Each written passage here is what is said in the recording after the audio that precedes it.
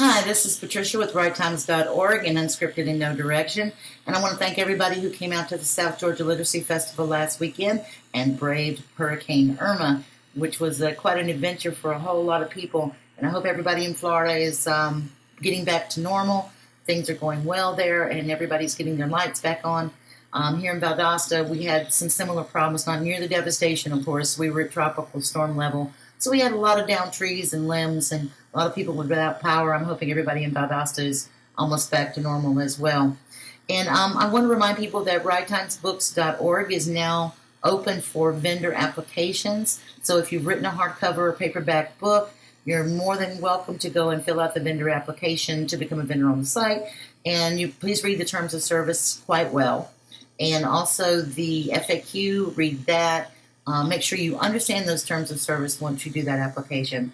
And understand this is a unique concept in bookstores, and it's also hopefully some of the proceeds will benefit some literacy programs down the line. One of the things that is really important for us to remember is that there are approximately 32 million people in this country that cannot read and write. And what a lot of people don't know is that about 1 million of those people are in the state of Georgia. And this information comes from the Beverly Smith at the Technical College System of Georgia. That's where I got that information. So approximately 1 million people in Georgia. And that's a very high percentage when you start looking at there's 32 million in the U.S. That puts us really high on that list.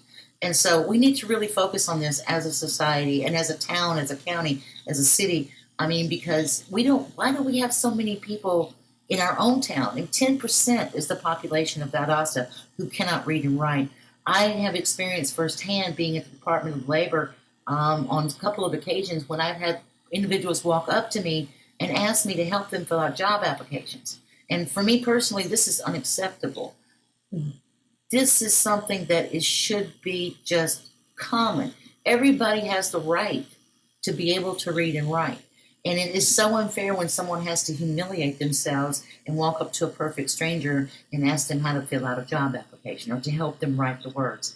And I think that, the people that approached me, they were so accustomed to having to do it that to them it was nothing. And that's just not right. There's something incredibly wrong with that.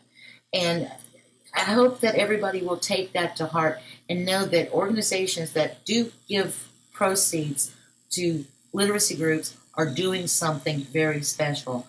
They're hoping to improve the lives of people, build self-esteem, and make our society a little bit better by making sure that people can read and write and fill it and be able to fill out a job application. Because obviously, if you cannot read and write or fill out an application, you don't have a GED. You did not finish high school. Many of these people probably never got into high school. You just don't know what those circumstances are. But for some reason, something in their life failed. Something exterior in their life failed them.